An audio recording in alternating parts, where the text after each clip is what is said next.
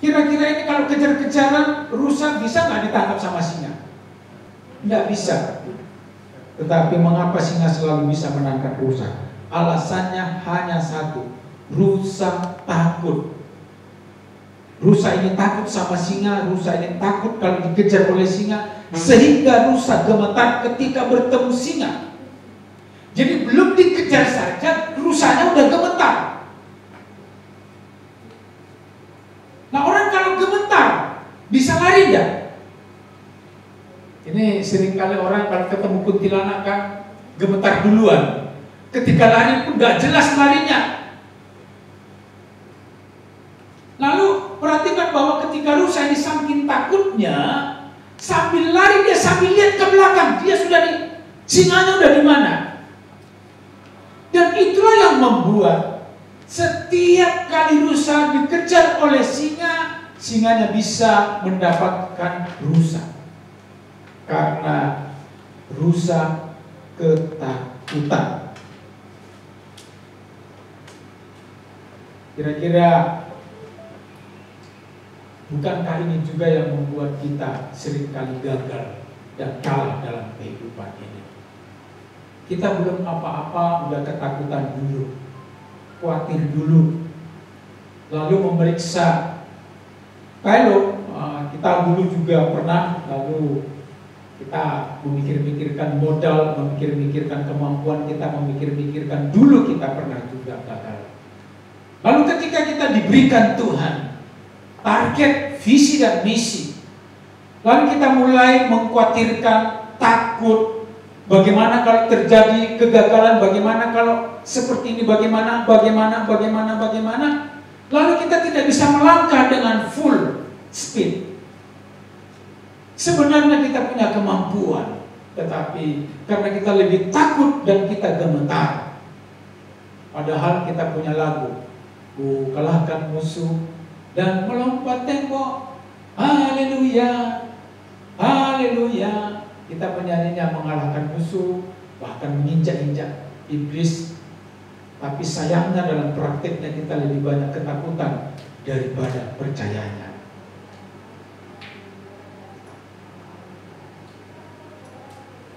Coba diteruskan.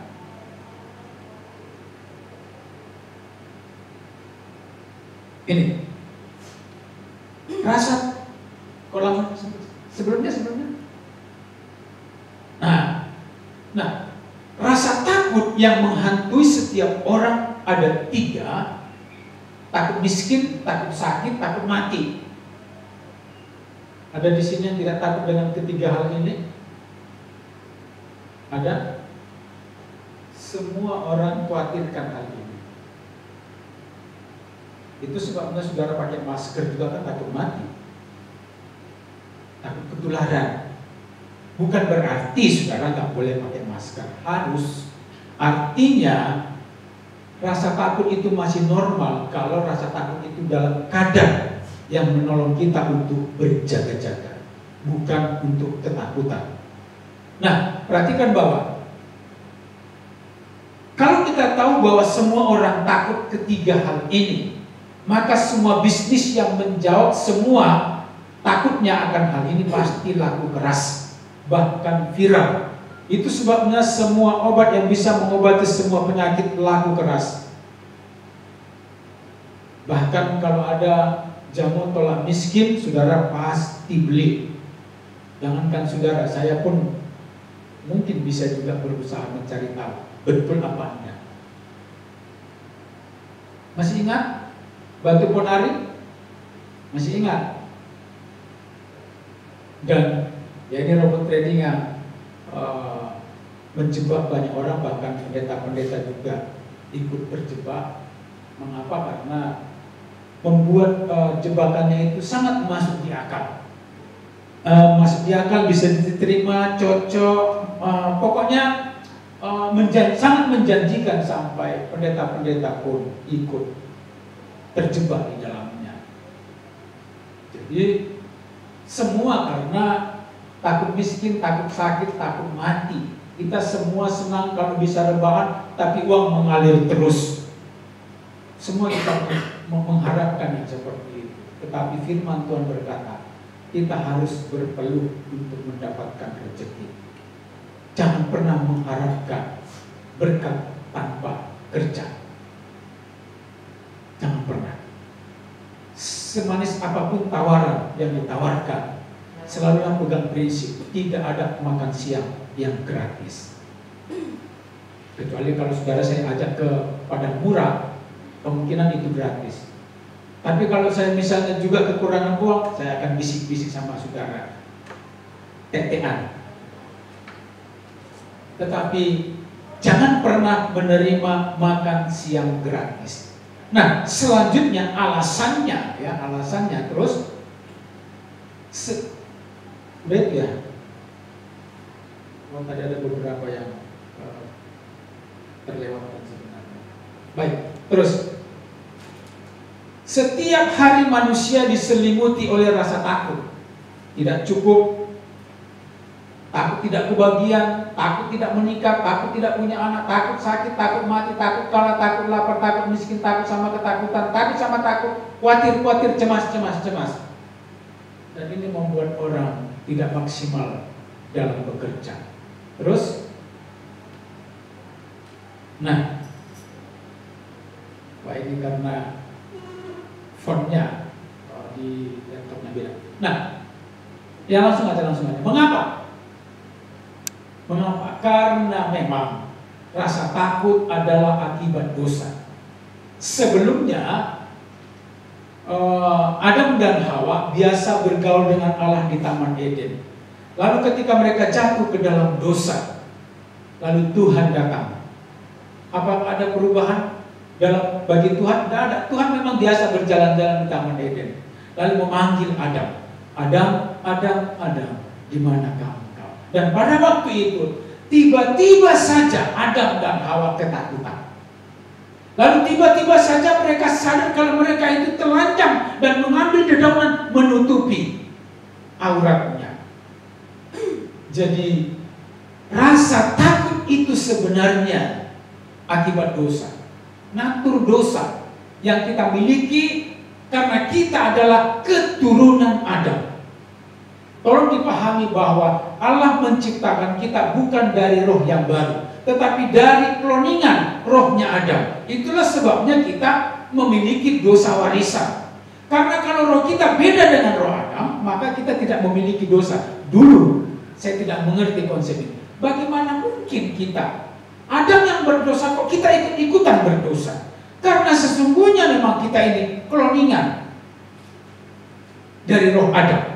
Kemudian keturunan kita kloningan dari keturunan kita. Itulah sebabnya genetika mereka juga mengikuti genetika kita. Dan itulah sebabnya juga kalau ada orang menikah beda suku, genetikanya juga hasil percampuran. Jadi adalah tidak alkitabiah konsep yang berpikir begini bahwa roh manusia itu sudah ada di surga. Lalu setiap kali ada orang melahirkan, lalu dikirimkan rohnya satu-satu. Atau ketika orang hamil, dikirimkan rohnya satu-satu. Enggak seperti itu. Alkitab tidak menjelaskan yang seperti itu. Alkitab menjelaskan bahwa ketika menciptakan Adam, nafasnya satu, tetapi kehidupannya jamak. Artinya kehidupan itulah yang menjadi diturunkan kepada Kain, Habel, Henok, dan diturunkan kepada sampai Nuh dan juga sampai kepada saudara dan saya. Jadi Tuhan tidak menciptakan roh berjuta-juta lalu ditumpuk sebagai stok di sorga. Enggak. Rohnya cuma satu, tetapi itu yang dikloning. Bahasanya dikloning apa-apa yang lebih cocok ya. Tetapi yang jelas bahwa roh itu, roh yang sama turun ke atas kita. Lalu roh itu juga nanti yang menjadi dikloning menjadi keturunan-keturunan kita. Nangkap ya? Itulah sebabnya rasa takut akibat dosa yang dimiliki oleh Adam turun juga kepada saudara dan saya. Nah, mari kita terus perhatikan. Karena Tuhan tahu bahwa akibat dosa itu adalah ketakutan, dan kita akan takut sepanjang kehidupan kita. Lalu Tuhan, perhatikan bahwa Alkitab mencatat ada 400 kata takut di dalam Alkitab. Kalau dalam sekarang sedang viral, orang membantah ini lalu berkata, karena di chatnya itu di dalam bahasa Indonesia ditemukan di terjemahan bahasa Indonesia itu jangan takut hanya sekitar 43, atau kalau digabung-gabung itu sekitar 103. Lalu mengatakan ini pengarang, mana ada dalam Alkitab dikatakan jangan takut sebanyak 365 kali. Tetapi faktanya itu lebih. Artinya begini, bahwa Tuhan mau supaya kita membaca Alkitab setiap hari, dan setiap hari Tuhan beritahu kepada kita jangan takut. Setiap kali Tuhan mengutus seorang hamba Tuhan seperti Yosua, Abraham, dan kawan-kawannya, selalu dititipin pesan, jangan takut. Yosua yang pada waktu itu mengikuti pelayanan Musa, lalu Yosua ini tidak punya pengalaman, tetapi tiba-tiba dititipin supaya memimpin bangsa Israel menyeberangi sungai Yordan. Lalu Musa sudah meninggal. Lalu pesan Tuhan kepada Yosua adalah, jangan takut. Setiap tempat yang akan diinjakkan oleh kakimu akan kuberikan kepadamu. Karena pada waktu itu beban yang ditangguhkan kepada Yosua adalah memimpin bangsa Israel memasuki tanah Kanaan dan akan menduduki tanah Kanaan. Dan pada waktu itu kita tahu bahwa tanah Kanaan itu bukan tanah yang kosong. Tanah Kanaan itu dihuni oleh orang-orang bangsa lain. Tetapi Tuhan berkata, ini akan menjadi milikmu. Lalu Yosua yang memimpin umat Israel yang tegar tengkuk itu mau disuruh menduduki tanah Kanaan. Ini kan mau disuruh menjajah sebenarnya, karena di situ sudah ada orang. Meskipun tanah Kanaan ini sebenarnya dulu adalah milik Abraham, hanya saja ketika Yakub pergi ke Mesir selama 350 tahun, lalu mereka harus pulang. Ini kan tanah mereka. Dari awalnya itu adalah tanah mereka. Tetapi kalau tanah ditinggalkan 350 tahun, digarap orang enggak? Digarap. Jadi kalau saudara punya tanah dibiarkan selama 400 tahun, jangan harap itu masih milikmu, itu udah ganti nama, SHM milik orang lain. Nggak usah 400, peraturan di Indonesia, kalau saya tidak salah, itu 15 tahun tanah tidak diurus, itu boleh diklaim oleh orang lain. Jadi kalau saudara punya tanah, itu ada undang-undangnya. Punya tanah dibiarkan, nggak berpagar, lalu dibiarkan begitu saja selama 15 tahun, orang lain berhak mengklaim itu. Dan itu yang digunakan oleh Pak Desa ya, dulu. Pak Desa itu hanya kelas 5 SD, kelas 6 sih. Dia punya banyak tanah di Medan karena dia tahu peraturan itu. Jadi setiap tanah yang dibiarkan orang itu udah diawasi sama dia dijaga-jaga. Sesudah 15 tahun langsung diklaim sama dia. Jadi dia punya banyak tanah. Jadi kalau saudara melihat tanah yang dibiarin selama 15 tahun, beritahu saya. Gak usah beritahu saya, urus sendiri saja. Tapi saya lupa itu 15 tahun atau berapa tahun. Tetapi ada batas waktunya tanah dibiarkan. Itulah sebabnya saudara, setiap tanah yang tidak dihuni biasanya dikasih pagar, lalu dibuat tanda. KUHP nomor 551 dilarang masuk. Supaya apa? Orang tahu kalau itu ada yang punya dan diurusi, dijaga. Meskipun sebenarnya nggak diurusi sama dia. Tapi kalau sempat tanah itu tidak ada pagar, tidak ada tandanya, tidak ada tanda kalau itu ada yang punya, dibiarkan selama puluhan tahun, saudara berhak mengambilnya. Tinggal suruh urus saja dari RT dan seterusnya, diam-diam sama RT dan seterusnya. Kalau perlu, kalau RT-nya tahu peraturan itu, kemungkinan saudara nggak kebagian. Dia udah tangani lebih dulu. Nah, Allah sangat peduli dengan kita sehingga rasa takut dibahas sebanyak lebih dari yang kita butuhkan. Terus, ini seperti rusa merindukan air sungai, demikian jiwaku merindukan Engkau ya Allah. Aku merindukan Allah yang hidup. Kapan aku boleh pergi beribadah di rumahnya? Siang malam aku menangis, hanya air mata makananku. Sepanjang hari musuhku bertanya, di mana Allahmu? Saudara perhatikan bahwa orang-orang fasik biasanya mengejek, membuli, dan mempertanyakan. Oh, katanya rajin ke gereja, oh katanya sering melayani, kok hidupnya sangat mengenaskan seperti itu? Katanya punya Tuhan lah, Tuhanmu di mana? Kok Tuhanmu nggak bisa buat apa-apa? Bukankah kita sering mendapat perlakuan seperti itu? Mungkin nggak ngomong tetangga kita, tetapi cara melihatnya saja sudah ketahuan. Dan ini dialami oleh Daud ketika dia sepertinya ditinggalkan Tuhan. Nah, terus perhatikan bahwa rusa yang berlari tanpa rasa takut pasti selamat. Rusa yang berlari tanpa menoleh ke belakang pasti selamat. Rusa yang berhasil mencapai sungai dan minum serta mandi di sungai tidak bisa tercium oleh singa lagi. Saudara perhatikan bahwa saudara yang memandang kepada Tuhan, memandang ke depan saja dan berjalan, melupakan semua yang di belakang, saudara bisa mencapai apapun yang Tuhan percayakan kepada kita. Dan kalau kita hidup di dalam firman Tuhan, percayalah bahwa iblis tak bisa mencium kita berada di mana. Mengapa? Karena firman Tuhan akan melingkupi dan menaungi kita. Iblis tak bisa. Saudara, jangan mengira bahwa iblis maha tahu. Iblis tidak maha tahu. Hanya saja iblis pengalamannya itu jutaan tahun. Jadi saudara, orang yang berpengalaman kelihatannya maha tahu. Setidaknya saudara mesti paham ini bahwa sejak saudara dilahirkan, iblis sudah mengamati. Iblis punya tim yang mengawasi saudara. Kesukaannya apa, seleranya apa, cara menangisnya seperti apa, hobinya apa. Yang paling rentan sama kamu supaya kamu cepat emosi, supaya kamu cepat mendidih. Iblis memahami dan mencatatnya dengan sangat mendetail. Sehingga ketika engkau besar, iblis tahu cara memancing engkau supaya engkau marah dan emosi. Iblis tahu memperlakukan engkau. Nah, kalau kita katakanlah kita punya kebiasaan, kesukaan kita merenungkan Taurat Tuhan siang dan malam, maka iblis tak bisa mendeteksi kita. Amin. Karena apa? Karena kita berjalan di dalam roh dan kebenaran.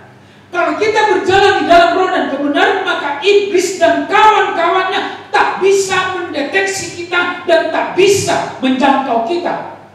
Itulah sebabnya saudara, setiap hari kita harus merenungkan siang dan malam firman Tuhan. Dan di dalam grup kita setidaknya ada 9 renungan. Mulai dari ada kutipan, ada 2, kutipan 2, lalu truth, kemudian renungan untuk anak, untuk remaja, untuk youth, lalu ada yang berbahasa Inggris. Nah, semuanya itu akan memberkati kita sebenarnya. Saudara yang misalnya bahasa Inggrisnya tidak terlalu lancar, akan tertolong dengan belajar bahasa Inggris lewat teks itu. Karena itu disajikan setiap hari. Hanya saja saya ingat saya 2 kali terlambat mengirimkan renungan. Itu karena 3 hari lalu kalau saya tidak salah, atau 2 hari lalu, internet kami itu kan bayarnya pakai e-connect, itu bayarnya harus pakai mandiri. Lalu mandiri saja itu sudah mati. Lalu saya coba bayar pakai BCA, nggak bisa. Saya coba bayar pakai link, nggak bisa. Saya coba bayar pakai CEB, nggak bisa. Nggak tahu alasannya apa. Lalu supaya bisa lagi ya saya harus pergi ke Indomaret, bayarnya secara manual. Lalu bisa, lalu saya pulang, lalu saya bayar, lalu saya posting. Karena di tempat kami menggunakan jaringan HP itu tidak bisa. Bahkan mengirim teks saja itu lambat, apalagi kalau forward mendownload MP3 dan seterusnya itu sangat lambat, bahkan tidak bisa. Nah, saudara perhatikan bahwa kita yang punya kesukaan adalah Taurat Tuhan dan merenungkan Taurat itu siang dan malam, maka kita tidak akan tercium oleh kuasa kegelapan. Terus, ini kesimpulannya.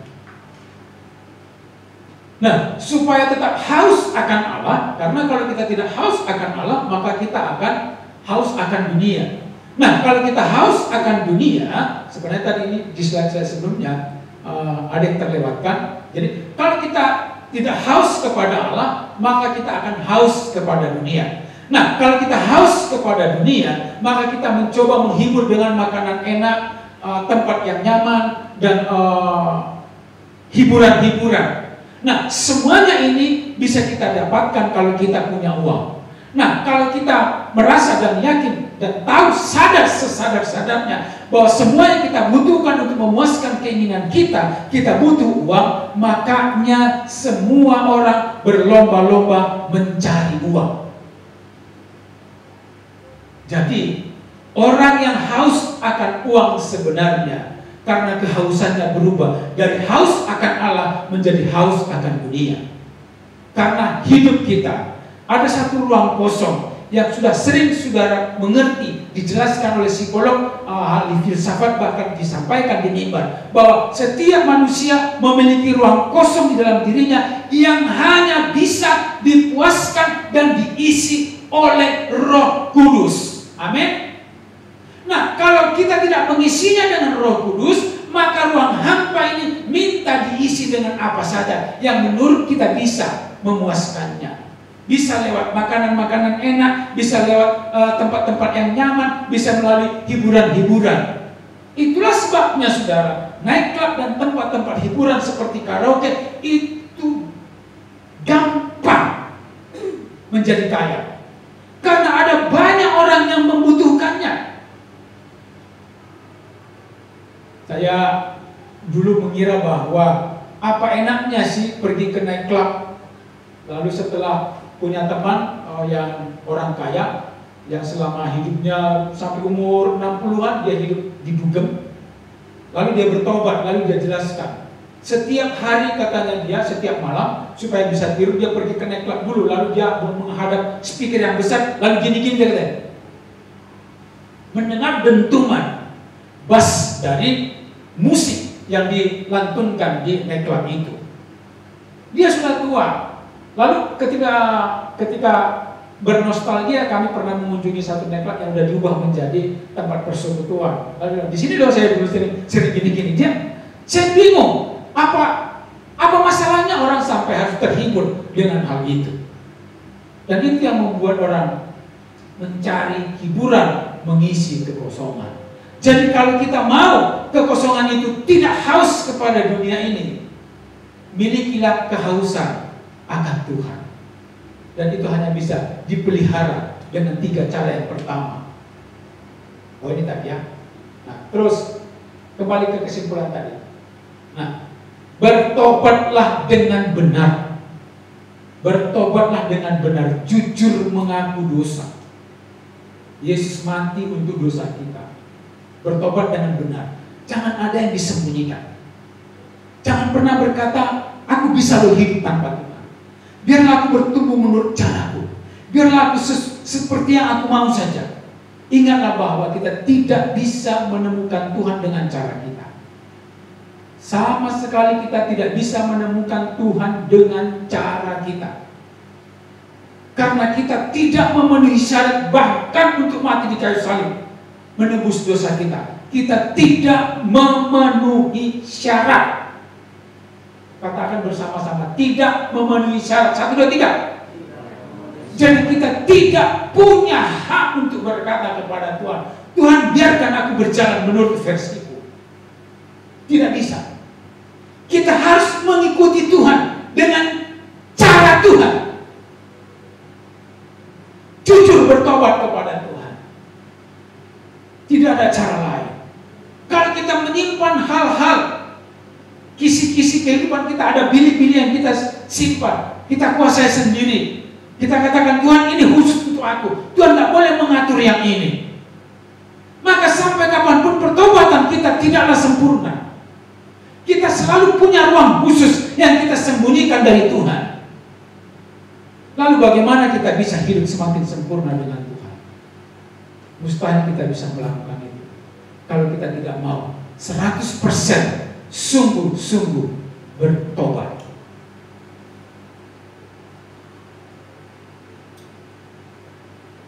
Yang kedua, milikilah komunitas yang baik. Pergaulan yang buruk merusak kebiasaan yang baik. Mengucap syukur kita punya pergaulan yang benar, persekutuan yang benar.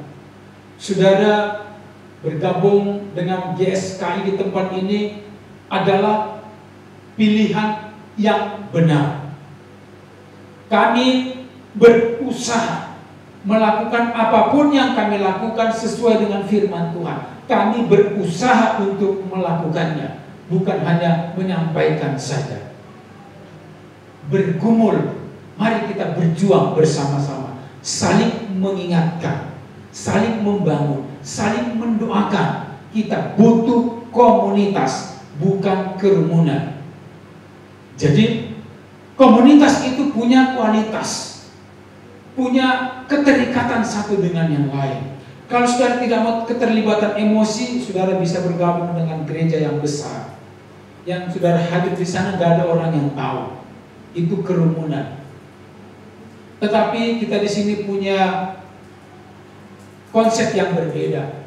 Kita berusaha menjadi komunitas yang real, komunitas yang otentik, komunitas yang mengasihi satu dengan yang lain dengan cara yang benar.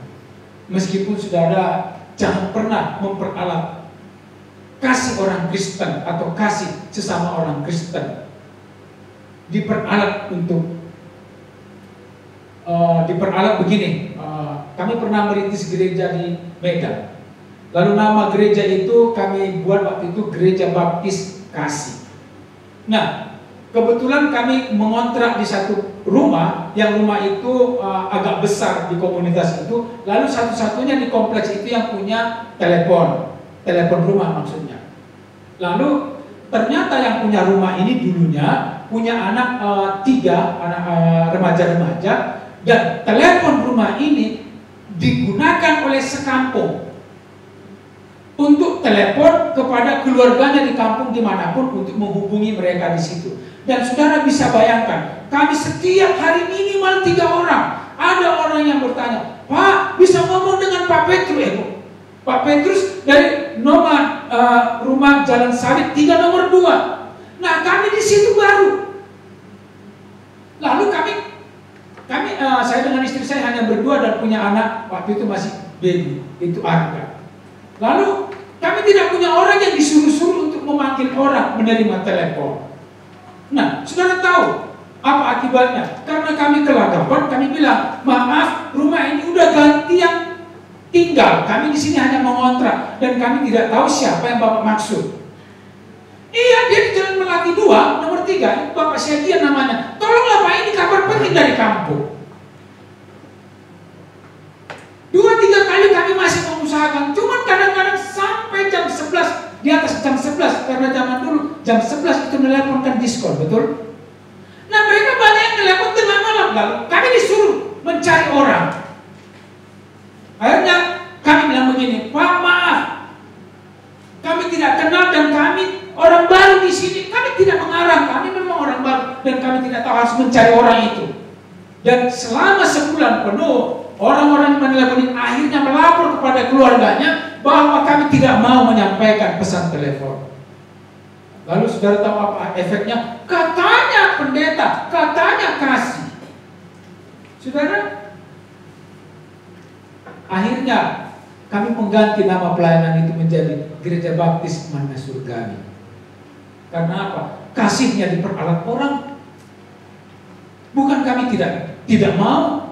Hanya saja bagi kami, kalau cuma 2-3 orang saja menggunakan telepon itu tidak apa-apa. Tapi kalau satu RT, saudara. Saya tanya saudara, kira-kira saudara mau nggak? Lalu, kalau saudara bagian dari RT itu, yang nginap di nompang juga di nomor itu, saya tidak tahu apakah saudara masih bersedia melakukannya. Jadi maksud saya seperti itu. Jangan menyalahgunakan kebaikan orang, jangan menyalahgunakan kasih. Artinya, kalaupun mengasihi kita punya aturannya. Aturan dalam Alkitab dalam mengasihi adalah yang pertama, kasihi dirimu diri. Kita mengasihi diri kita sendiri dulu. Karena ukurannya mengasihi orang lain adalah seperti diri kita mengasihi diri kita. Amin. Lah kalau kita pun tak mengasihi diri kita, mungkinkah kita bisa mengasihi orang lain? Jadi bagaimana caranya kita mengasihi diri sendiri? Yang pertama, kita harus menyelamatkan hidup kita dari api neraka. Artinya bertobatlah dengan sungguh-sungguh. Supaya apa? Ketika kita mengasihi orang lain, kita punya sesuatu yang mau menjadi modal kita mengasihi orang lain. Sehingga kasih kita itu benar-benar kasih yang berasal dari Allah. Sehingga ketika kita tidak bisa memberikan sesuatu bantuan dalam bentuk materi, kita tetap bisa memberikan bantuan dalam bentuk yang lain. Empati, dorongan, semangat, tenaga, doa, kita bisa melakukannya. Sama seperti Petrus ketika bertemu dengan orang yang lumpuh di pintu gerbang bait Allah. Bagiku tidak ada emas dan perak, tidak aku punya. Kuningan punya, logo GSKI. Kuningan punya, tapi kan nggak laku dijual. Nggak laku Pak ya, laku. Laku kalau dikumpulin 1 kilo ya Pak. Emas dan perak tidak ada padaku, tetapi dalam nama Yesus berdirilah. Tetapi ini juga tidak memberitahukan kepada saudara setiap ketemu orang, doakan dalam nama Yesus. Orang lumpuh doakan. Lah kalau nggak sembuh nanti saudara malah ditertawai. Bukan itu. Karena sebelum Petrus mendoakan itu, tentulah dia sudah memberitahu dan menjelaskan firman Tuhan lebih dulu. Nggak tiba-tiba ujuk-ujuk sekonyong-konyong dalam nama Yesus, nggak seperti itu. Jadi bertobatlah dengan sungguh-sungguh. Jangan ada sisi hidupmu ruang kosong yang tidak diserahkan kepada Tuhan. Apapun itu, engkau tidak cukup bijak mengelola 1 senti pun dalam hidupmu. Engkau tidak cukup bijak. Tolong diingat, tidak cukup bijak. Engkau butuh pertolongan Tuhan, engkau butuh pimpinan Tuhan, engkau butuh firman Tuhan untuk menjalankan hidupmu supaya berkenan kepada Allah.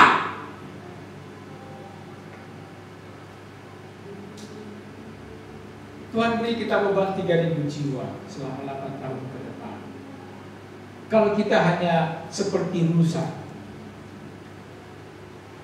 yang dikejar-kejar oleh singa, maka kita akan gampang sekali putus asa ketika misalnya, loh kita udah buat persiapan semua, udah komplit kok, jemaat nggak ada yang datang. Lah kita kan bukan pemilik jemaat. Saya melihat postingan seorang pendeta, pekerjaan kita bukan memperebutkan jemaat. Sejak kapan saudara bisa memperebutkan jemaat? Jemaat itu bukan punya pendeta, bukan punya gereja. Jemaat itu milik Tuhan. Jadi kita tidak punya hak. Bahkan saudara di sini tidak ada yang berhak atas saudara kecuali Tuhan. GSKI Duta Kalam tak memiliki saudara. Kita hanya sepakat di sini melayani bersama-sama. Itu saja. Jadi gereja ini tidak memiliki kita. Tuhanlah yang memiliki kita. Kristuslah yang menggembalakan kita. Dialah gembala kita. Dialah yang memiliki kita. Amin. Kita di sini karena kita sepakat melayani bersama-sama, beribadah bersama-sama. Mari kita ketika Tuhan berikan beban, mari kita kerjakan bersama-sama. Karena kalau kita sepakat dan kita setia, mulai dari hal-hal yang kecil, ingatlah bahwa Tuhan akan mengirimkan dan mempercayakan hal-hal yang lebih besar. Dan tujuan kita juga tidak sedang mencoba supaya menjadi gereja yang paling besar. Kita harus mematikan niat-niat yang seperti itu. Kita tidak perlu menjadi gereja paling besar, gereja paling hebat, gereja paling berkuasa, gereja paling keren. Mari kita tanggalkan niat-niat yang seperti itu. Karena Tuhan tak berkenan yang seperti itu. Tetapi Tuhan mau kita memenangkan dikasih target sama Tuhan 3.000. Ya mari kita kerjakan dengan sungguh-sungguh, penuh keberanian bersama dengan Tuhan. Lupakan semua masa lalu. Mari kita memandang ke depan. Nah, yang selanjutnya terus, jangan menjauh dari mereka. Nah, kita sepakat kita ini menjadi satu komunitas dalam persekutuan GSKI Duta Palau. Mari kita menjadi real di tempat ini.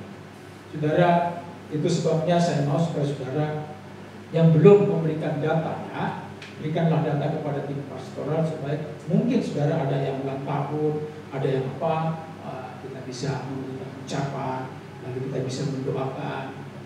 Jadi jangan ada yang terlewatkan supaya nanti itu tidak menjadi halangan juga ketika orang lain mendapat ucapan, mendapat doa, lalu kita terlewatkan karena informasi tentang kita tak didapatkan, lalu kita kecil hati, loh Pak, aku nggak didoakan, loh Pak, aku nggak dikasih selamat. Mari kita saling mengingatkan satu dengan yang lain. Karena persekutuan yang kita bangun di tempat ini bukanlah persekutuan yang diada-adakan, bukan. Sama sekali tidak diada-adakan. Semua kita di sini sudah pernah mendengar bagaimana saya sebenarnya sudah packing barang, sudah masukkan ke mobil, tapi nggak jadi pindah. Jadi saya pun seperti orang yang mau lari, tapi Tuhan bilang sini, gitu kira-kira. Lalu sesudah saya manut di sini, lalu Tuhan kirimkan saudara untuk datang bersama-sama. Lalu kemudian kita sepakat untuk membangun persekutuan, lalu kita menjadi berkat. Mari kita bersama-sama menjadi berkat dan membuat banyak orang mengenal suara kebenaran, berjalan bersama dengan Tuhan, haus akan kebenaran. Terus, nah perhatikan, sesudah bertobat dengan benar, belum memiliki komunitas yang baik. Nah sekarang kita fokus pada kebaikan Tuhan. Ini perlu latihan. Mengapa? Karena kita lebih suka fokus kepada keadaan kita. Ketika kita mengalami musibah, biasanya kita fokus kepada musibah itu. Tetapi Tuhan mau kita fokusnya kepada kebaikan Tuhan. Lihatlah dan kecaplah betapa baiknya Tuhan itu. Nah ini susahnya kalau pendeta nggak tahu nyanyi begini. Tapi tahu lagunya toh? Tahu. Artinya begini. Sebenarnya kalau kita fokus kepada kebaikan, bahkan jangankan kepada Tuhan, kepada orang pun kalau kita ingat kebaikannya saja, maka dendam kita, sakit hati kita akan terobati. Betul? Betul? Apalagi kepada Tuhan yang tak pernah melakukan kesalahan, yang tak pernah melakukan kecacatan, yang tak pernah melakukan hal yang meleset dalam hidup kita. Tuhan selalu baik dan tetap baik. Kapanpun dia tetap baik.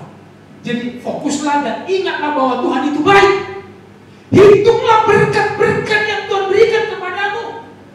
Kalaupun belum ada yang sekarang, ingatlah di masa lalu bahwa Tuhan memberkati.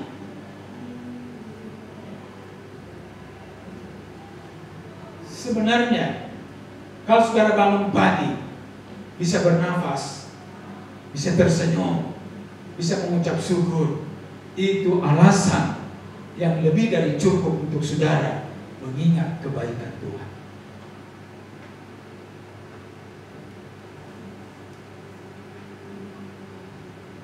Saya selama pandemi itu beberapa kali melanggar peraturan, bukan melanggar dalam arti karena waktu pandemi itu saya masih melakukan penerbangan 4 kali ke Medan dan 2 kali ke Jakarta. Semuanya menggunakan tes antigen dan tes COVID. Jadi di mana kebanyakan orang yang sudah kalau keluar pindah-pindah daerah itu kemungkinan besar pasti kena COVID. Nah, bukan berarti saya merasa paling hebat, paling apa, karena perjalanan saya waktu itu berhubungan dengan pelayanan. Saya waktu itu masih terlibat dengan penerjemahan Alkitab, yang penerjemahan Alkitab ke bahasa-bahasa suku. Nah, bahasa-bahasa suku ini tentulah bahasa-bahasa suku yang kurang populer di Indonesia. Itu tentu bukan Batak lagi, karena Batak udah ada Alkitabnya. Jawa apalagi, enggak, Karo enggak, tetapi bahasa-bahasa yang belum ada Alkitabnya, seperti bahasa-bahasa Dayak Kenyan di Kalimantan, di Banten, bahasa Baduy, lalu di bahasa Asahan, bahasa Batubara, yang mungkin saudara pun nggak tahu apa itu, tetapi kelompok-kelompok orang ini yang memiliki bahasa tersendiri ini perlu punya Alkitab, dan saya waktu itu bagian dari lembaga yang menyediakan Alkitab untuk berbagai-bagai suku ini. Itulah sebabnya saya memiliki atau punya banyak riwayat perjalanan. Tetapi saya waktu itu sedikit pun tidak merasa takut, karena konsep saya begini, saya sederhana. Kalau saya mati karena melayani, saya lebih suka dan lebih bangga daripada saya mati dalam keadaan tidak buat apa-apa. Saya selalu punya konsep seperti itu, sehingga saya jarang mengkhawatirkan tentang keselamatan dalam hal yang seperti itu. Bahkan dulu pertama kali saya naik pesawat, saya itu takut ketinggian. Jadi ketika saya pertama kali naik pesawat itu pegangan pesawat itu saya pegang keras-keras sampai keringat dingin. Saya pegang, karena dalam bayangan saya, bagaimana mungkin sebesar rumah bisa terbang, itu belum masuk di akal saya. Saya pegang sampai keringatan, saudara. Ini istri saya waktu itu. Waktu itu mandang dari mana? Saya pegang keringatan gini. Lalu sudah ada pemberitahuan Anda bisa melepaskan sabuk pengaman, mulai baru reda keringat dingin saya berkurang dan seterusnya. Tetapi kemudian saya punya konsep, ya sudahlah, saya punya logika begini. Ini pilot yang bawa itu juga kan nggak punya rencana mau jatuh. Ini stewardess juga yang hadir di sini kan nggak punya rencana mau jatuh. Lalu ngapain saya takut? Adalah aneh bagi saya, sudah saya pikir-pikirkan secara logika. Masa saya ketakutan di pesawat yang di sini ada? Kadang-kadang 300 orang di dalamnya, apa semua ini kepingin mati kan gitu toh? Jadi kalau mereka ini nggak kepingin mati, kenapa saya ketakutan? Jadi sejak saat itu saya udah nggak apa-apa, sekarang karena pesawat dan nggak masalah sama sekali. Tiap hari pun saya terbang udah nggak apa-apa. Saya melatih diri untuk tidak takut. Amin. Karena ketakutan itu membuat saudara tidak maksimal. Kecepatan 90 km per jam bisa dilomba dan dikalahkan oleh orang yang punya kecepatan 58 km per jam. Itu kesalahan yang perlu diperbaiki. Caranya bagaimana? Jangan takut. Jangan menoleh ke belakang. Sukai dan renungkanlah firman Tuhan siang dan malam.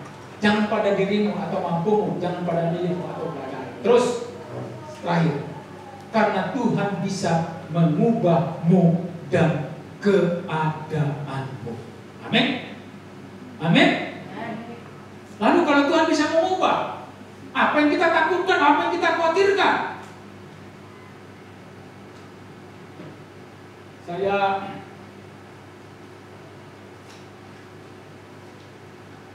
secara logika lebih suka tinggal di Kalimungu karena biaya hidupnya murah.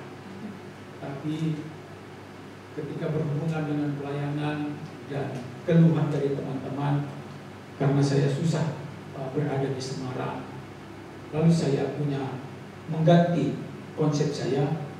Kalau Tuhan mau, saya melayani di Semarang, Tuhan pasti bisa menyediakan rumah di Semarang.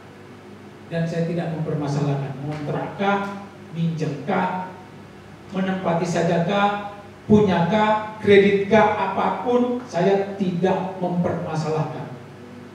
Nah, lalu kemarin di Facebook ada orang jual rumah over kredit di Semarang, itu di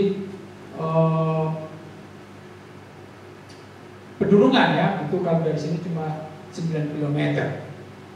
Jadi kelihatannya itu menjanjikan. Lalu cicilannya itu 4,2 juta.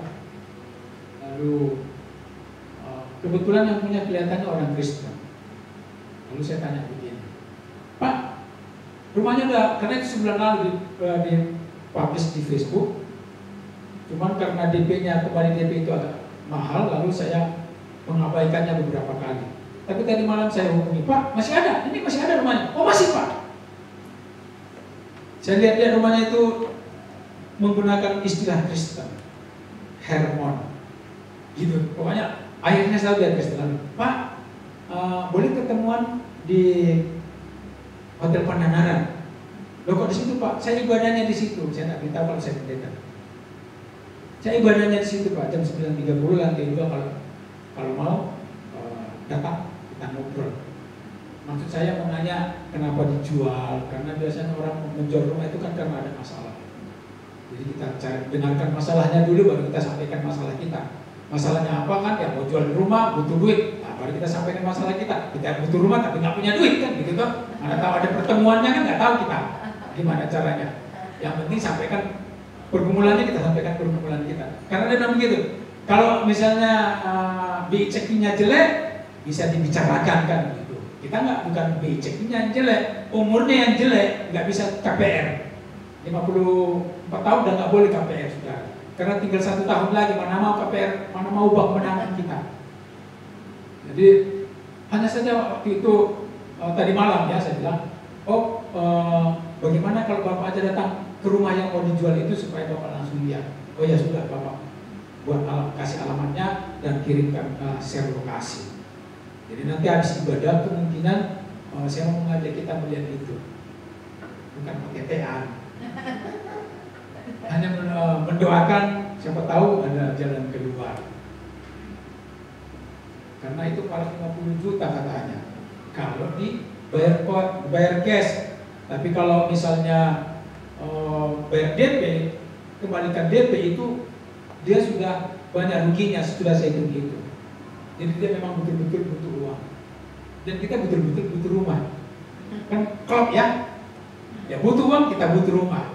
Tinggal kita tanya sama Tuhan siapa yang ngasih dia uang, kan gitu toh? Kita kan gak ada urusan dengan itu.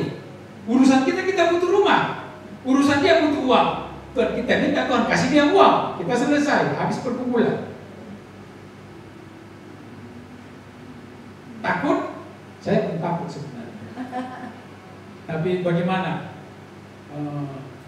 Kita biarkan ketakutan itu menghalangi kita berjalan cepat? Gimana? Kita izinkan? Atau kita melupakan yang di belakang dan berlari-lari sambil ketakutan saking cepatnya, sambil ketakutan kepada takut kepada Allah. Amin. Karena kalau kita berlari dan sambil takut kepada Allah, larinya seperti Lamborghini lah, melesat seperti itu. Jadi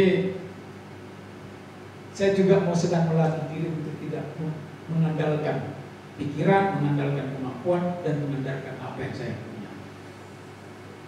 Kita sudah belajar minggu lalu bahwa untuk kita minta secukupnya, tetapi untuk memuliakan Tuhan minta apa saja.